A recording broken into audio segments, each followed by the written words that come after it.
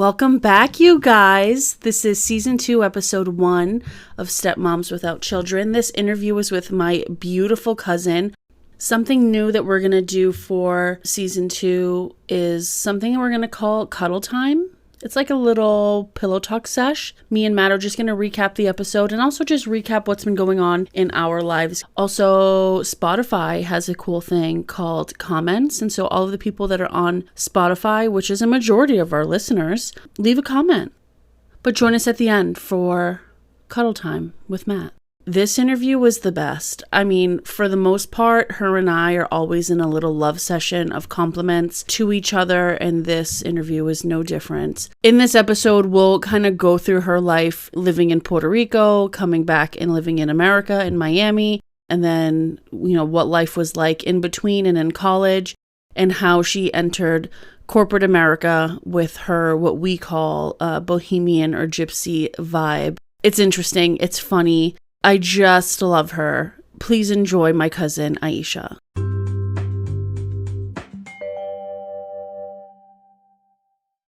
Hi, Aisha. Hello, girl. You're giving Depeche Mode. You're giving En Vogue. You're giving 1998 glam. You're giving natural hair. I want to cry because you said so many beautiful things. Thank you. I thought I could keep up with but instead it just made me want to cry because that was really, really nice. Thank you for saying those things about me. You're welcome. I feel like you and I love to love on each other. We really do. It's always like, no, I love you more. No, I love you more. I love you more. No, you're beautiful. No, you're beautiful. No, you're like, no, you. And so I just am obsessed with you. So I feel like the rest of the world needs to love you. You're Aisha, my cousin that I have thought has had the coolest life. So my earliest memory, like it's just something I remember. It was your brother's birthday, I believe. And we were doing a little cakey cake.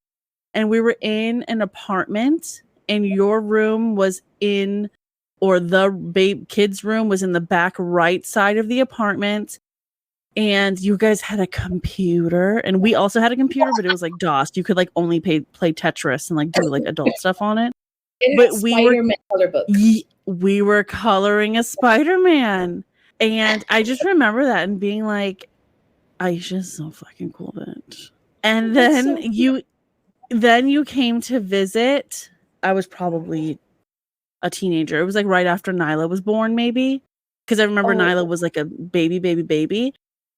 And I was like, oh my God, she's so cool. And we were sitting in Nana's apartment. Nana's our mutual aunt, listener. And I just thought you were so cool. You were talking about like your travels and living in Puerto Rico and going to college. And I was like, this bitch is so cool. She just gets to like be in college. I was such a mess. What's our age difference? Yes. Oh man, I'm like, wait, how old are we? Or young? What's your age? If you could feel 36. Saying that. You're that's far apart. I'm 39. Oh, okay. So like when I was a freshman, you were a senior, or maybe you were on your way out of high school.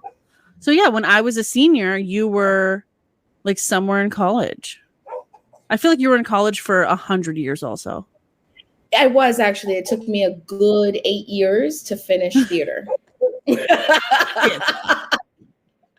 And so I always just thought it was so cool. And then you came out with a YouTube channel, and I remember I remember the video of you running up like 10 flights of stairs with your MacBook, and you were wearing a yellow t-shirt, and your like abs were abbing. And I was like, she put a picture of her belly on the internet. I remember when you taught me what metaphors were and that I used them too much. And ever since then, I'm very careful not to overuse a metaphor. And I really appreciate you for that. That is such a random. It was around that time. I was sitting there thinking you were so cool because you were writing blogs about wrestlers. And I was like, first of all, wrestlers. Until this day, I've never asked you, how did wrestlers come into your life? Like, that was so random. Because they're fucking smoking hot. Are you kidding me? I love a muscle meat. Okay. That was a spit bitch. So when I didn't have teeth, it was terrible because I would spit all the time accidentally. So you know the Family Guy, the old guy that's always like, he's always trying to get like the ripper. It is like, yeah, he's always like, you know, when you my hair's Chris. And so I used to feel like him because I'd speak and I'd always have that in between. But I was like 20. Every time I would get excited or try to say something, I'd always hook to people by accident. Or I'd chew food, and as I was talking, I'd be like, come into that. And then everyone would get spat. This is, I think, the first time that happened since having teeth. And I'm just having flashbacks. Oh, so it's you. It's not having teeth. Here. That's like the other thing. I remember being like, what an adventurer. She broke her fucking grill because she jumped off of a waterfall. My cousins in Puerto Rico are so cool. Yeah, no, don't do that. That's so 0 out of 10. I thought it was a really good idea. And I was going up there like, oh, this is gonna be amazing. And then as I was up there, I was like, Diablo, this is real high. Wow, how do I get down? And there was no way to get down but down. And I was just like, and then I saw this thing hanging, and I was like, a vine. And I was like, totally support my weight at that time, of course. Oh my God, Tarzan, like, I'm Jane. Yes, and then it broke. It snapped. I was like, yeah, this is not a rope. Oh my God, but also I love it. What was I gonna do? Just hanging there too, like, and then you're just hanging in the middle of the air. It's equally as bad. Yeah, you would have to go down into the water eventually. What do you do? You climb up higher? I can't. Anyway, I can't. Tarzan. I love the perception, how like what you're perceiving yourself as a hot mess express, and yet someone else is like, you're so awesome. You're here being like, why did I do that? And someone else is like, wow, what an adventure that you did that. Wow, she's amazing. And meanwhile, you're here spitting at people as you chew, like you sip soup, chew on spaghetti, and everyone's getting wet. So back to you. I feel like you've had a pretty fascinating life. So you grew up between back home in Massachusetts in the Merrimack Valley, and then also in Puerto Rico, which is like a back and forth. It's a lot. And then you were in college, which is, I feel like, when we started being friends, just because also like we grew up in social media, like being social on social media. Citrusy 85 or whatever your name was. And Cartwheeler right before. Oh, I didn't know you then. So like in college, you were basically the coolest person I've ever met. I would describe you as a gypsy back then. I was like, yeah, my cousin, she's like a gypsy. Like she like travels and she wears like skirts and like stuff. That's so cute. That's so stupid. That's like a derogatory word in 2024, gypsy. Ew. Really? Because I'm here like, oh, I love it. Well, yesterday when we were talking, Matt said something that it was a derogatory word, but I also feel like, oh, I didn't ask. My husband, I didn't ask. I don't know. Listeners, leave it in the comments. I know there was that show, My Big Fat Gypsy Wedding. What I'm thinking is, okay, wait a minute, but there are actual gypsies, and in their culture, you know, their culture is beautiful, and they express beauty in different ways, and they express, you know, the way that they express themselves when they go out into the world is a different way, different than like maybe what, I don't know, like my mom would dress, or like what my mom would be like, maybe. And I think it's beautiful. And so to hear like, oh, she's like a gypsy makes me think of their culture. And I think that's really cute. So thank you. Okay. But if there's something gypsy, then tell me. A gypsy refers to Romanian people or their language. It's increasingly regarded as offensive. Although gypsy is sometimes used as a neutral or positive self-descriptor, it is recommended that those for whom it is not a self-descriptor use Roma or Romani instead. So it just means you're Romanian. I'm wondering if that derogatory is more like it's like 2024. But you know how in other cultures, how everyone is really sensitive right now? Yeah. Hypersensitive. Oh, I didn't know this.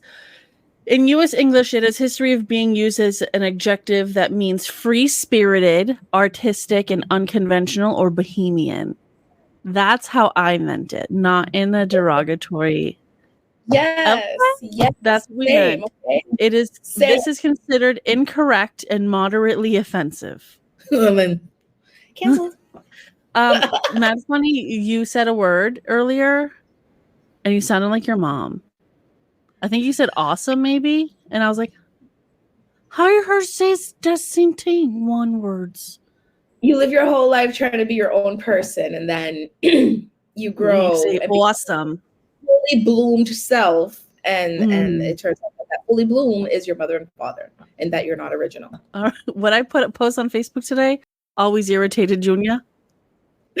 I grew up thinking that my mom was always irritated. Now look at me. You're always irritated, Junior. I posted that. My mom said, payback's a bitch, huh? So let me get back on track. So you went to college for theater, which I thought was so cool. What did you think your plan was with your theater degree, or you didn't think? I didn't think. I found myself graduating in Miami. And so I was in Miami. I had been adopted there, and it was awesome.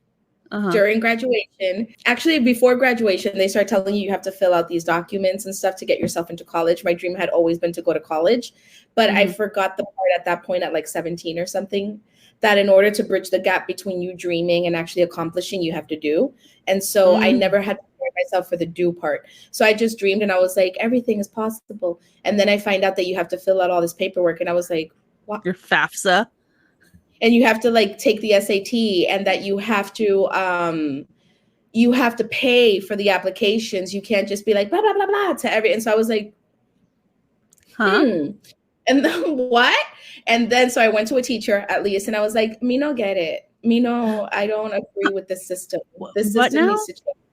She was like, well, there's a fair, and they're all going to come here. And I said, oh, perfect. I'll go to the fair. So I went to the fair, and it turned out that you had to have like a 1-minute monologue if you wanted to do theater already prepared. You had to already do all this prep work. And I just showed up, and I was just like, hi, my name is Aisha. You don't know of me? Okay.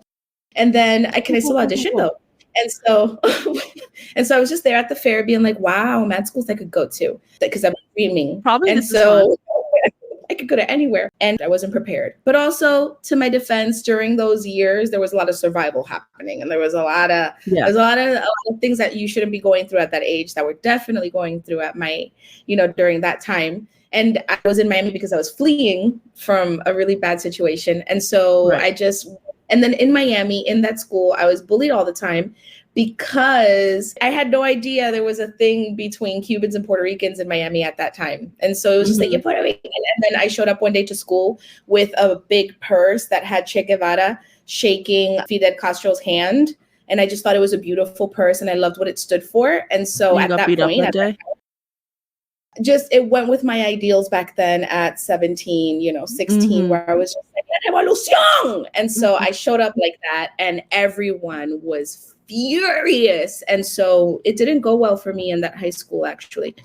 But it went well though, because I still won senior court or something, which was like prom court? Something like that. Yeah, I guess. I was coming from Puerto Rico too. So I was just like, what is that? But I saw enough movies from Hollywood to be ready to know that if there's a prom or a competition, you're going to have to, make flyers and get people to like you. So I had to make them forget I was a Che Guevara Fidel Castro girl. Even though deep down inside I was like, I don't know why you guys don't like him. I just don't get it. Like, he's just not that bad. And so they're not that bad. And so canceled. And then I went to the fair totally unprepared, and obviously did not get accepted to any school. So then I realized, I was like, okay, so now what do I do? And then I was like, why don't I just go back to Puerto Rico?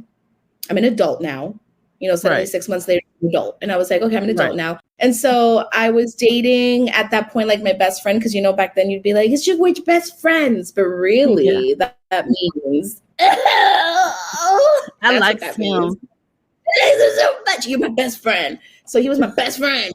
And always on the phone with my best friend, always sending letters to my best friend. Whenever I visited Puerto Rico to see my best friend, letters, girl, I would do like the folds and the cuts double. So you take a piece of paper, you like stick this other paper to it with glue, but you already cut like a hole into it, and you pop it out so that when you and then you stick like something cute on it, so that when you open it, it's like a little pop-up, like that kind of letters, like letters with like no, I remember this. I remember as a kid, like writing. Did you get my note? Right? Like, that's why, like, who wrote the note? Like, that's normal because we wrote notes. That's what we did to people.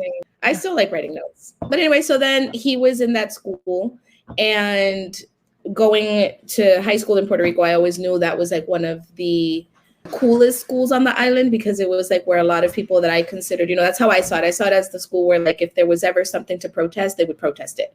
And I liked that because I wanted to be a little activist 24/7 while being an artist. And so that seems like the school for me. And so through him, he helped me with the paperwork and stuff. And he was already like in his first or second year. And then I got accepted and I went.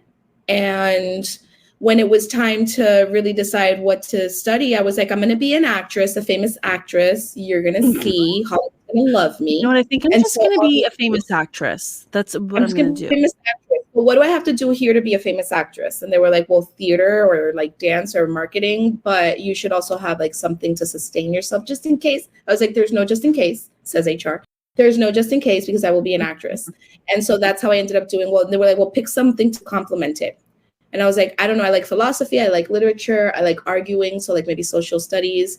I don't know. I was just trying to figure it out. And then I was like, well, I also want to teach, maybe I can be a university professor one day or something. And they were like, start with education. Just put that on there. And so that's what we did. And then, and then I'm a teacher now too, part-time. So that's cute. I love that. I feel like I never knew that story. I was just like, she's cool and she knew she wanted to be in theater. So I always think of you as like a very spiritual person, not in a religious way, because I just I don't know. But spiritually, like I feel like you're charging your rocks and your crystals, and you're going on retreats and you're saying Om, and you're the first person who's ever done yoga in my life. And I just admire all of that about you. Like you were doing it before like people on TV were doing it. Mm-hmm. Like that's like your actual like how you like, I don't know, grew up, I guess, maybe like being super spiritual in that way, and like sage, and like I didn't know what sage was until forever, and you were out here like saging people since I've known you. It's awesome to hear like how you're received, how people store their like what people remember. Yes. It's so cool. When I think of you, what I remember is a really, really, really put together young person. I remember you always having a good car and a good job and like having a home before you were 20. That's how I see it in my mind. When I was just trying to figure out like what's my next step and how am I going to do it without killing someone or killing myself. And you were already like home and vehicle and you had a dog, and every pet I had would always die. Not anymore because I'm not that person anymore. But every pet I used to have would last a couple of days, a week, too. And that says a lot to the fact that I wasn't able to take care of anyone, myself or anything. And so with you, it was totally different. You had like a huge dog that was alive every year, and you had for years. So that's a lot of work to keep a pet alive year after year. And there's a lot of I've been responsible for since always. So back to spirituality. So I feel like in more recent time, like you've done these retreat things and you've like tackled your trauma, and that's just like a super healthy thing that you've done. That's super admirable. And I love that about you. Yeah. And like you have close relationships that also like foster the spirituality in you. And this is just what I see from the outside, and like you'll like check in with the group chat and be like, hi guys, I'm not going to be on my phone because I'm doing this retreat and I'm just healing and it's amazing, and I like do yoga and drink oranges. I don't know. And so tell me, how do you stumble upon these people that are so woke in that way? In the past, I think it was the people that I used to form romantic relationships with. Many of them were very spiritual, very connected to themselves, very grounded, like self-aware. And they were very interesting. Like they had a lot of different really cool interests, and they had different communities that would foster that. And so I'd be introduced to those communities, and I built relationships with many of those people. when the relationships would end, usually back then I would just continue the relationships with either their family, their friends. Back then I didn't think there was anything to that. I just thought it was like, yeah, there's normal. But it was because that's how that's how I grew up, always just talking to everyone and kind of like connecting with everyone. And just, okay, now we're family too. After one nice. And so that's how it was for a long time. But then during the times I'd be single, those were very small windows. And not to say anything about anyone. It would just be, I think I learned there was a long period where I did a celibacy for a really long time. During that time, I did a big cleanse with myself, right? Like just spiritual, emotional. It was really awesome. And I realized I had never been single for too long, very little. Right. During those periods of time, that's when I'd kind of spiral. So I'd spiral, and in my spiraling, I'd attract all different types of energies, like people. And some of those energies would be into really dark things, or some of them would be into, healing, because you attract the vibration that you are. So if you're in a spiral and what you really subconsciously need is healing and nurturing, but you're chaotic, then you're going to attract people who also need that, but are kind of chaotic, or, matchy energies. And so those people would connect me to other things. And then once I was, already like where I am now. So a couple of years ago, for example, the way I was introduced to the shamanic community was because I asked for it. So during that year of celibacy, which for me that year was a really long time, for someone else that could be not so long. For me, it was like an eternity, but a good eternity. During that year, I was a witch back then. And that's how I used to identify myself. At that point, I was already like full-blown witchy witch. And I was asking around for, like, I'd go to the beach and I'd do henna on people. And while I was doing henna, or like after work or whatever, I'd go off and like try to see people who kind of like matched what I think I'm looking for. And then it came through my roommate at that time. I asked someone to be my roommate that I had just met. And I was like, can you live with me for a while? And so I asked her, hey, do you know, I want to connect with other witches. And I want to, not that warlock, I'm not saying it's, not that shamans, and it's not the same, but it's how I connected. And so and then she was like, yeah, actually one of them is, they're going to be doing like this moon ritual for like, a couple of days, and they're going to do all this stuff, and there's this prep work and you have to go. I was like, okay, let's do it. So while I was doing all of that, one of them said, oh, my partner, the shaman, he offers these experiences. And they're with ancestral medicines. And then she was just talking about it. And I went to her and I was like, hey, some of that stuff you're saying, I feel like it's been calling me for a really long time. I wasn't ready, but I'm ready now. I want to like transition. I want to go there. I want to go to the other. I want to go behind this layer and see what's really there with me and with everything. I'm ready for like the truth. That's how I felt, right? Whatever that is. And so that's how I got into the shamanic community. And then I learned a lot of things. I did a lot of things, and it was fantastic.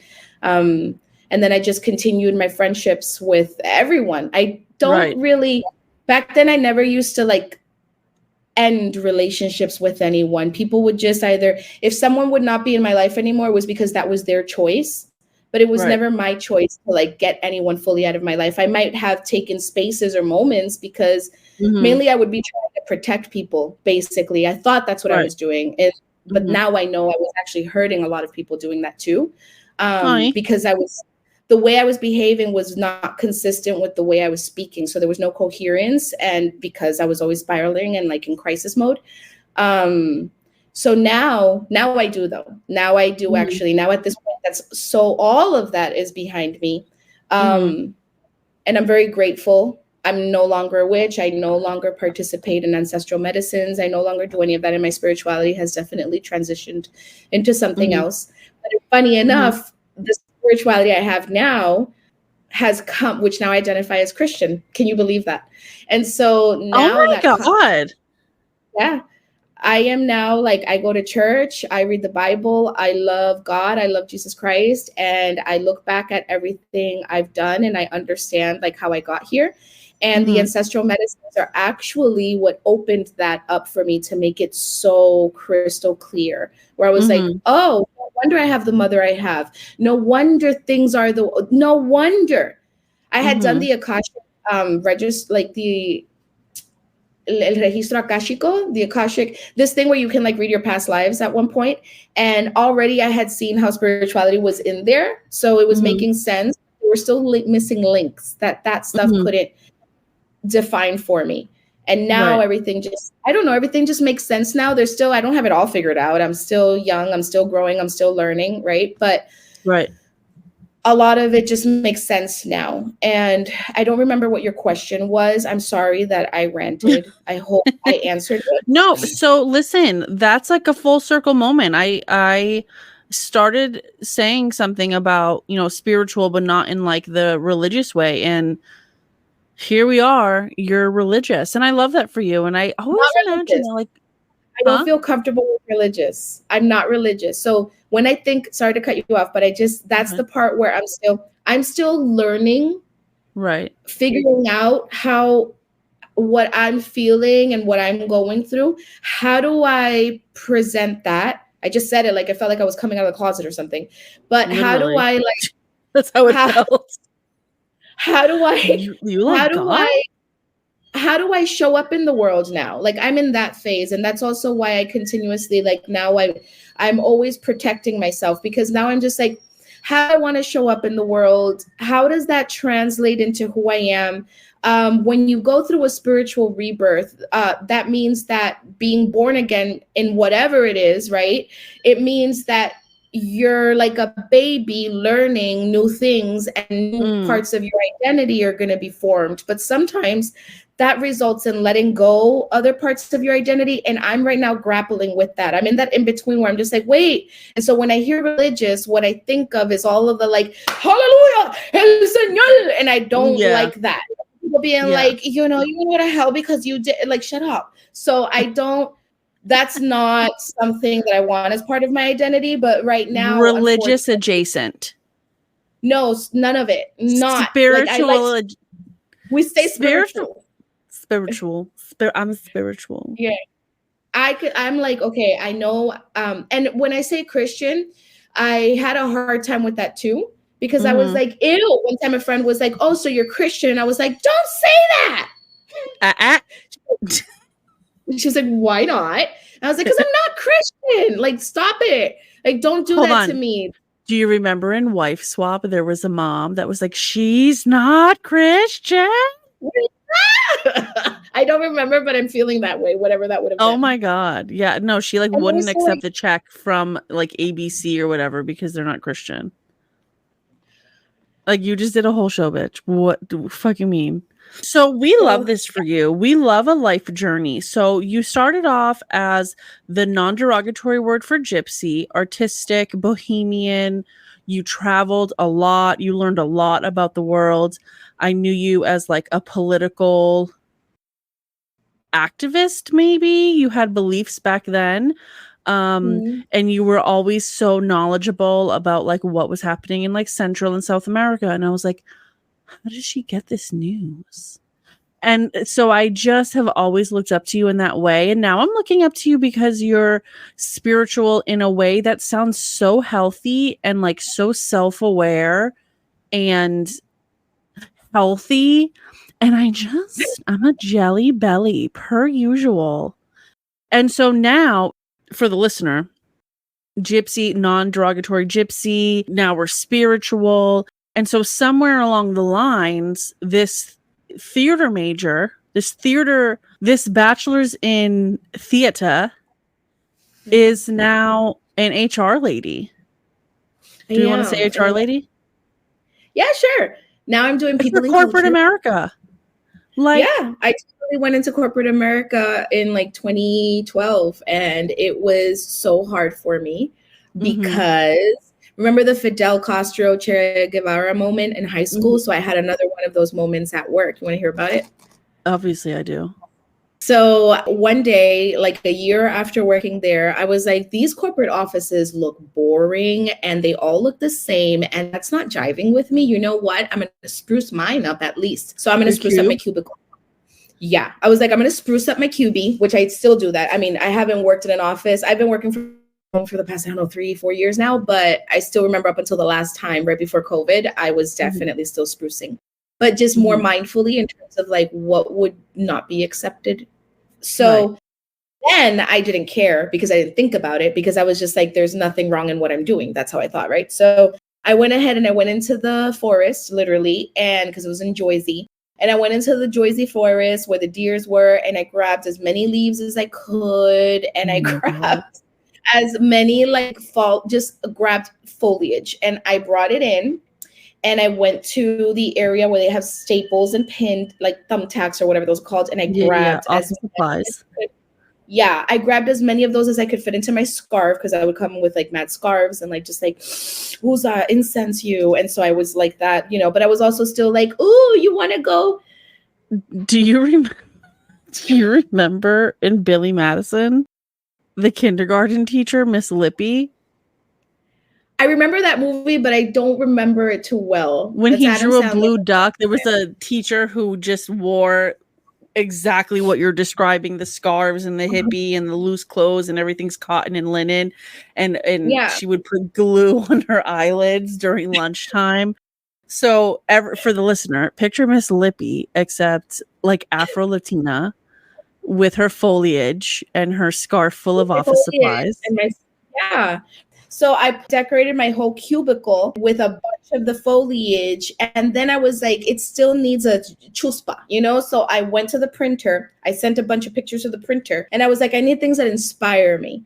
So I printed out pictures of all of the political activists and political leaders that inspired me at that time, revolutionary figures from across the world. And I made sure that I had enough to cover the whole cubicle, but that they would look cute within the foliage. And I proceeded to tack them everywhere. And I felt so... This is giving 3 reams of paper, at least. It was probably like 5 papers, because I cut their pictures like this, but in one paper, and I stretched those margins. And so I cut a lot.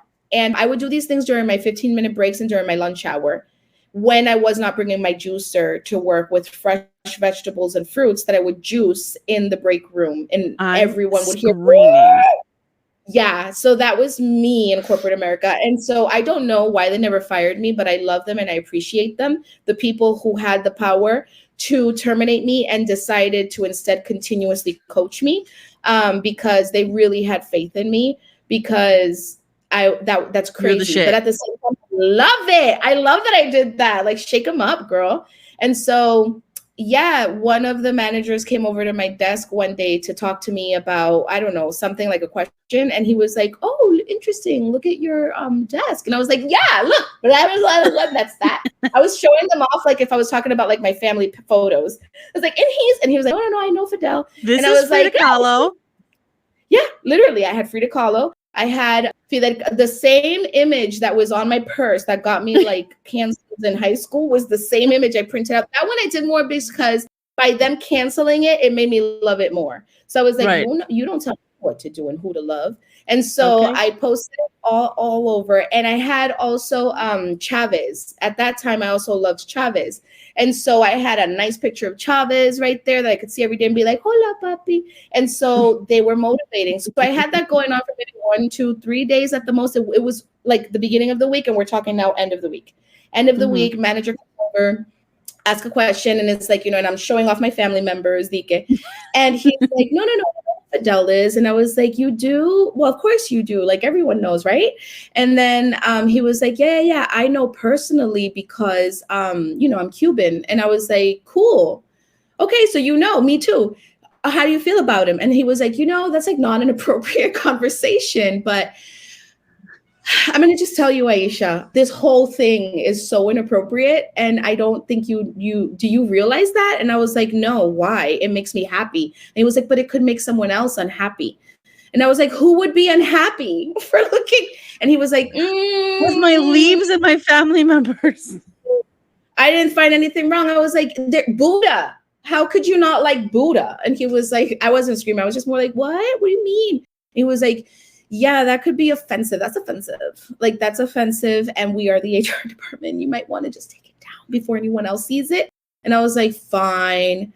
And then another time I used to do Christmas for the homeless, and I used to try to get people to, Christmas for the homeless is like a little event, a little thing, right? Mm-hmm. That I would get very excited about. And so for this year, for Christmas, I just wanted more and more and more and more volunteers. So I made all my flyers in the work printer, and I proceeded to like all over everywhere, outside, inside. You Christmas for the homeless, you come. And I had left my email on it, like Aisha in PR, email me and so they came to me and they had a little meeting and they were like, is this yours? And I was like, yes, you want to come? Is that what this meeting's about? And they were like, no. No. You are Elf. You are Will Ferrell in Elf. That's you at this corporate fucking job in Elizabeth.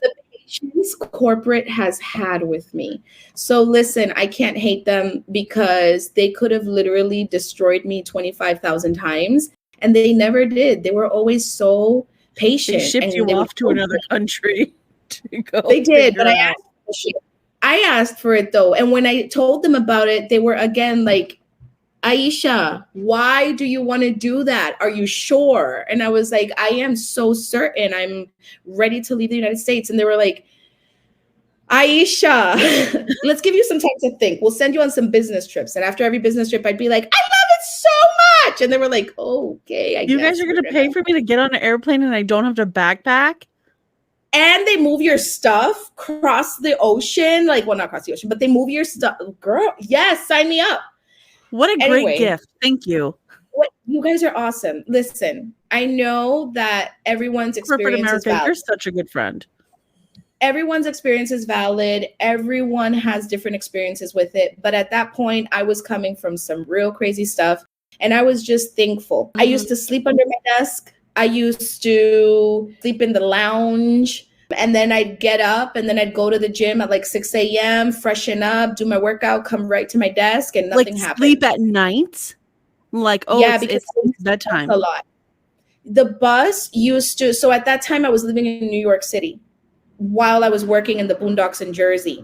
And so the New Jersey Transit, the train, it would end at like 1 or 2 a.m. But the last bus that would leave from where I was working at that time was at like 8 or 9 p.m. to take me somewhere so that then I can get somewhere so that then I can get finally to the train station to get to Penn Station to then still go home. So it was always like a 3-4 hour ordeal to go to work and to come back, which is like a whole full-time job on its own. Literally. And so what I do is and then many times I really did like the work I was doing because it was like helping people. That's what I thought. Over the years, I've learned more about also the side that's not so nice about corporate. I've learned to balance that over the years. And now I'm not corporate. I work for myself. I provide my services to nonprofits now. Maybe I'll go back to corporate. I don't know. But I'm really loving this whole like really directly impacting the community closer. Like what you do somehow has an effect. And learning from the people that are helping the community and being close to them, that's really cool. Really respect them. So the bus would leave me because I really liked the work I was doing and I would get really carried away. I also used to do this escapism thing a lot. I used to escape from people. I used to escape situations. I used to find ways to, within whatever I was doing, escape my reality because I always felt I wasn't good enough or I sucked or I don't know. I just always... Yes, I would just escape. Also because I would see that if I wasn't escaping, I would become very, very, very, like a lot of self-sabotage. So sometimes escaping into work used to feel safe. Just like when I was little, I would escape into school because that would protect me from the abusers, right? So when I all of a sudden would escape into that work, I wouldn't lose track of time. And so next thing I know, it was like 10, 11 p.m., sometimes 12 a.m. And I had been just there like, excited with my music and so working. When I would realize it was like 4 or 5 hours went by, it was all just symptoms of the trauma. And because I was still actively living traumatic experiences, so it would just activate more. So I wouldn't realize. And next thing I know, I'd be like, oops, I don't have a way back home. I have no one that I feel I can call. I say feel because back then I used to think I didn't have anyone that actually loved me and that I could rely on. Today, I realized I was mistaken. There were so many people, but now I know that. So now those that Oops. chose to still stay in my life, I try to like shower them with as much love as I can. And those that chose to go back to the distance, and I try to make sure not to bug them, interfere, show up in their life at all, you know? Even though like I love them to here death. you are with your juicer and your photos of political people that may or may not be offensive to your coworkers in the HR department, disassociating and overworking and sleeping under your desk. And they still kept you for a long time. They shipped you off per your request to be very successful in a different country. And we love that for you. So since then, you've been thriving. You now work for yourself. And I just feel like what a full circle, like maturity vibe that you created. I will always look up to you because you're my older cousin that I just learned is not that much older than me. You're my older cousin, and I feel like we've connected in so many ways, and you have given me my nickname of Ricky because that you were the first person to call me that.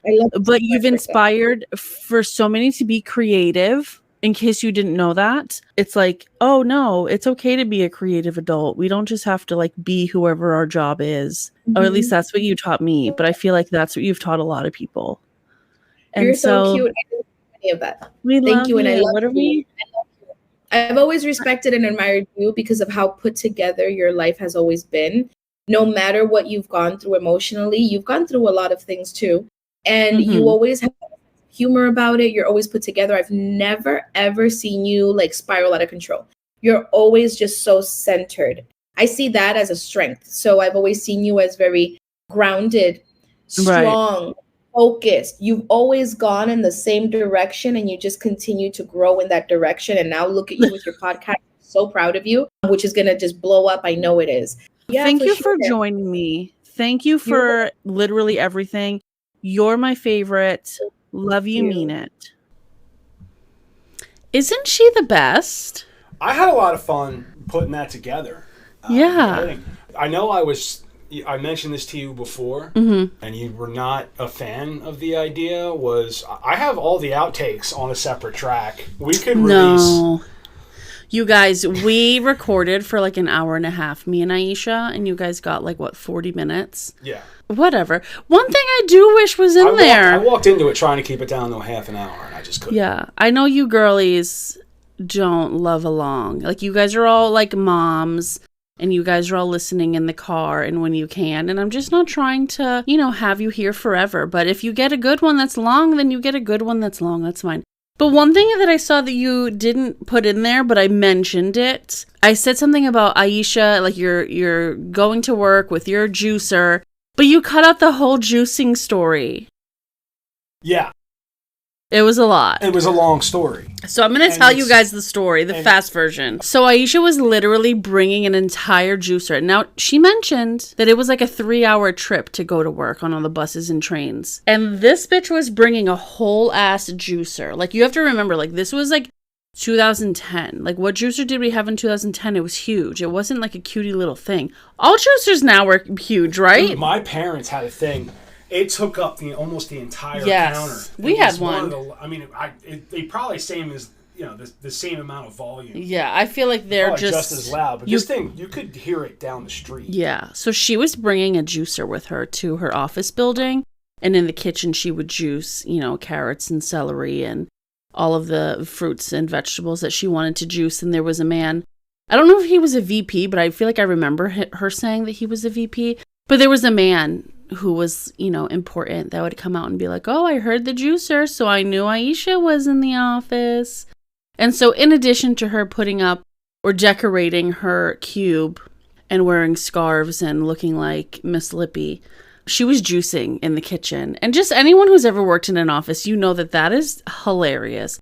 We love it for her in 2024, but just super cringy in, 2010-ish when she was new to corporate America. It was hard for me because I love Aisha so much. And I identify with it. Like, I really feel Aisha. Yeah. You know what I mean? Is she your spirit animal? Well, it was going into, like, idolizing the Che Guevara and Fidel Castro. I'm like, Even you knew. Like, as her super fan, you knew. Like maybe you could pick different people, murderous dictators to idolize. There's lots of murderous dictators. Those probably the worst. Yeah, especially living in Miami. Yeah. But she's the best. I loved this. I loved getting to know her in this way, and so I hope you guys enjoyed it. So this part of the podcast is supposed to be a little like fact check vibe, like just in case I said anything wrong. While we were on vacation, I listened or re-listened to a bunch of episodes, and I don't know how to talk. I'm really out here backwards land. Yeah, no, as your editor, I would say. Yeah, and I've brought these things to your attention. Yeah. That weren't important at the time. No. But then when you go back and listen to them, they've become important. Yeah, it's giving dyslexia. Something like that. Yeah. A medical condition for sure. This podcast was especially fun. As much as your listeners get to know Aisha, I really feel much closer to her because there's so much. Yeah. And a lot of it you're just talking about like TV or whatever, like stuff going on in pop culture. And that's where I kind of zoned in on this podcast to try to let me tell Aisha's story. Yeah, we were all over the place. I know that we were. So I had to really go in and fine tune. But thank you for doing that. Oh, I love doing it. I love you. I love you. I love you. But like I said, there's some really funny outtakes that no one will ever hear. That no one will ever hear. I mean, maybe we'll put them on TikTok or something because we do have videos, guys. I record the video now so that I can make little videos. And so maybe you'll see something that you didn't hear on the podcast on social media. But anyways, how have you been loving our vacation from the pod? It's hard to get back into the... is it. Into the swing of it. It is. I'm already should I quit? Because no. But my ADD works in such a way that deadlines don't become important until 10 minutes before them. Oh, is that why we're doing this today? Yes. Cool. So, there wasn't a sense of urgency until I think it was Friday. You're like, I want to release episode 1 next week. And I was like, oh, okay. Oops. Well, I guess I should get started then. But in that time, there was a lot of other things happening that were positives, and so we love that. Other things we did on vacation, I've been on Matt's podcast. Oh, yeah, you've been sitting in on the Media Virus podcast. I never would have thought I could see the day. I'm surprised that you've stuck out this long. I'm super happy about it. I think it brings a dimension to the show. To have a girl? Not just to have a girl, but to have, there's a hot girl? Yes, but there's almost this cutie, couple factor. Is there? I think so. Between me and you, right? I hope so. Okay. It's fun to have you there. Sometimes I just like looking at your face. So there was a once upon a time that you were like, I don't want you to be on my show because, my show would be a different show if you were on it. Yes. Is the show a different show now that I'm on it? And it's where we've decided to try to go. That's where we're staying. That's where we live now. Well, it's the thing. I mean, we've been doing this for 3 years. Yeah. But there's been so many characters, different cast members on the show, trying to do different things, and we learned some mistakes. We learned it took us about 30 episodes to learn that we shouldn't drink on the show. Oh, right. And then things we think are funny are not funny. But so I feel like the point I was trying to make, we want to be palatable, a more mainstream, more palatable show. So we've got all the goofy crap out of our system. A majority of our listeners are back home, and so basically he wants to have Greg in the Morning Buzz from Morocco 101. But better, and just he does segments because they can go on for a long time. So it's long form. They're talking about the news. They find the weirdest friggin' news stories to talk about, and I generally have to tell them to shut up. What's different is we do it on live stream on YouTube, and so that's cute and annoying at the same time because I'm not on camera because we do this at bedtime on Wednesdays. And I'm not gonna beat my face. No, you're not gonna doll yourself up. And it's not. I know we live stream it to YouTube, but in my mind, it's not a video presentation. In my mind, it's just like this. It's an audio presentation. we live stream it to YouTube, so it's kind of like recording it with, we don't have to worry about how much like storage space we're using. Oh, well, that's cute. You know what I mean? Yeah. And we just figured, hopefully, we'll get a fan. The fans will, want to kind of jump in, be in the comments, and Guys, they even have a phone number that you can like call. It's so fun. Like it's like a real radio channel. But yeah, 646 virus 01. That's right. Anyways, other things we've been doing on vacation. We went to the beach. We went to Rehoboth. We did. I had a great time. I had such a good time. That was on 4th of July. We had a 4th of July party at my mom's house. That was a fun. Well, we didn't talk about how everybody made fun of me because I wouldn't take off my boots at the beach. This man was covered up with all of the Turkish fucking towels, with the umbrella, with his boots, covered, like if he was a vampire and he just wanted to hang out with me. That's right. So weird. I don't enjoy the ocean or the beach, but I enjoy your company so much that you went. That it trumps all. I love that. Yeah. This weekend, guys, so me and Matt did an episode about his little backstory, and one of his cousins that did the funeral for his cousin, so they're siblings, but Matt's other cousin, she reached out to us and she said, let's do a little Cousins Day. So this weekend we're going to hang out with Matt's cousins and we're going to foster that relationship. And so we're excited about that. I do also think that I mentioned on the season finale something about doing the Battle of St. Andrews, which is just like a family field day that we do at Becky's house. We had it scheduled for last weekend. It's been postponed. It is hot as balls. It's been a heat wave for 17 days. We're over it, so we're going to do it in September when it's cooler. We did it in September last year, but we're going to do it even... It was still hot as hell last year. Yeah, we're going to do it even later in September, I feel, so that we're not cooking outside. And then you got to worry about the rain.